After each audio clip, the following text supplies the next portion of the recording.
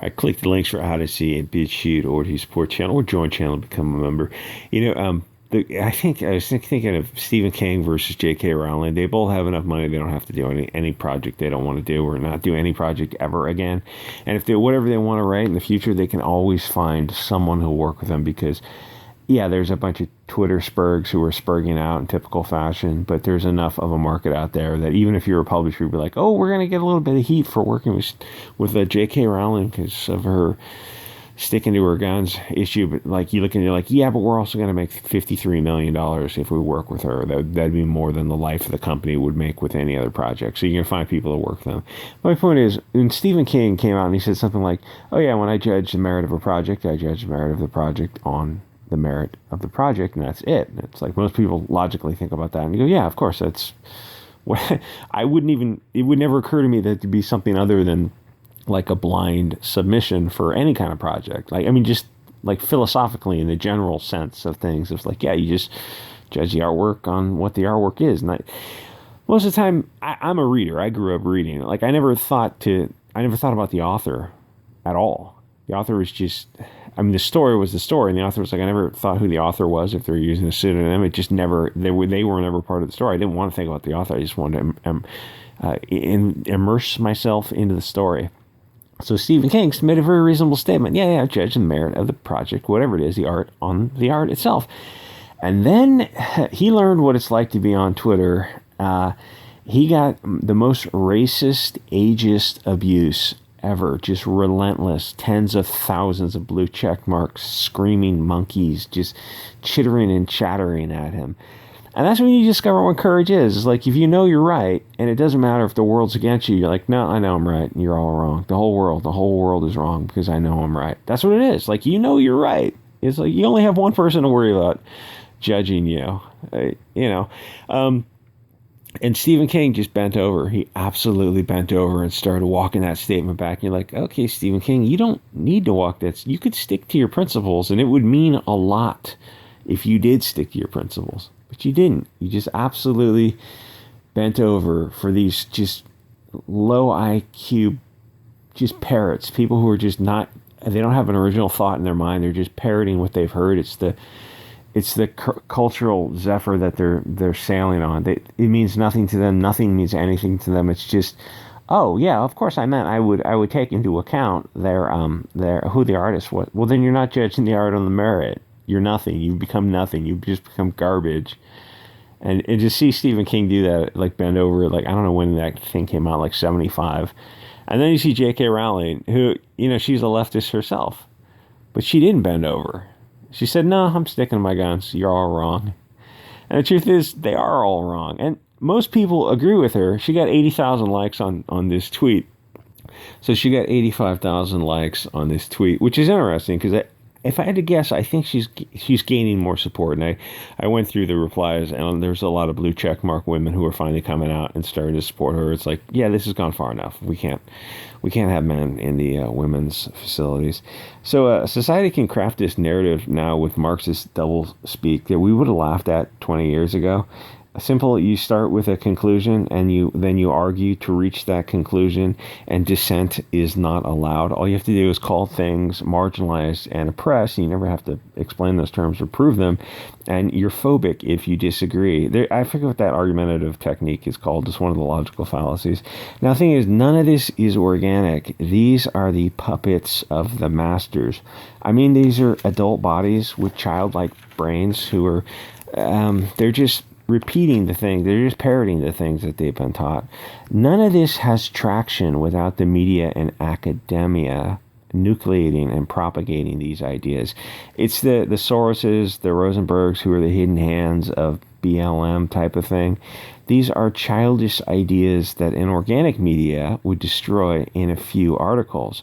The media isn't the media. Remember the pod people? No, it was the invasion of the body snatchers, where I think he was set in Chinatown, and the Chinese lady, she says, my husband is not my husband. She's trying to explain it to the dude, and he doesn't quite get it.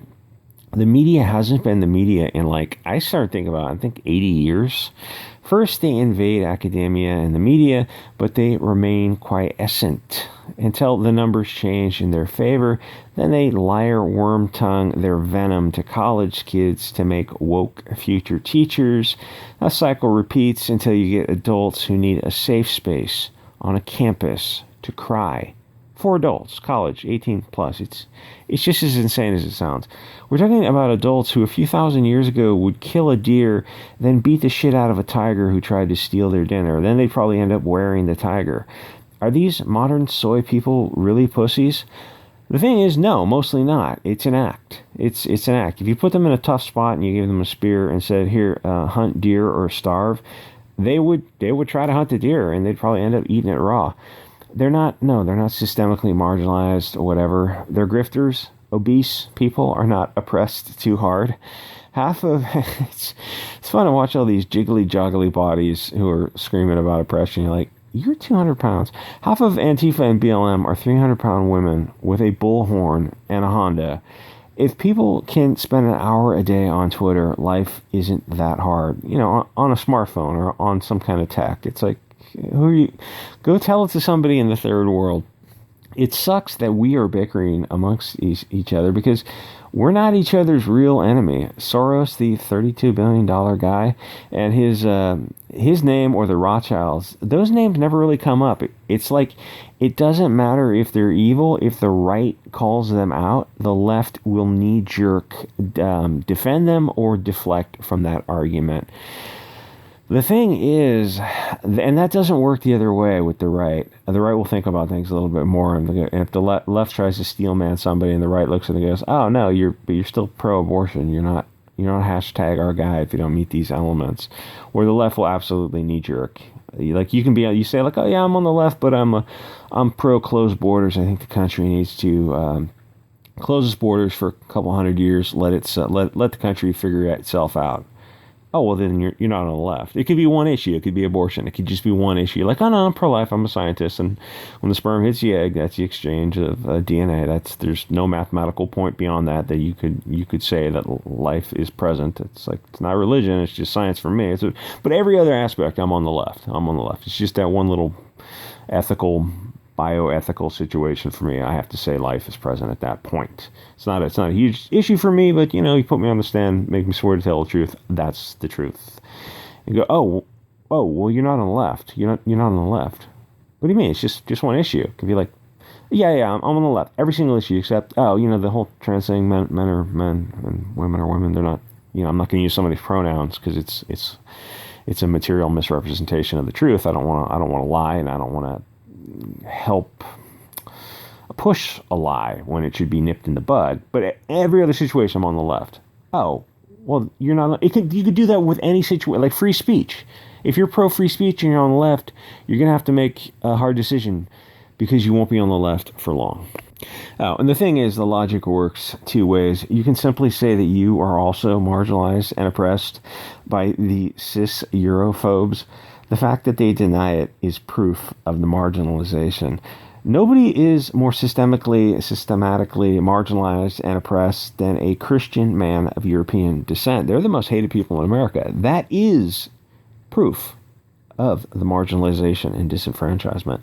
If you feel it, then it's true. If a man can be a woman, then there are no rules. The adults have left the building. The adults left the building in America about 20 years ago, which is why you're free to identify any way you wish.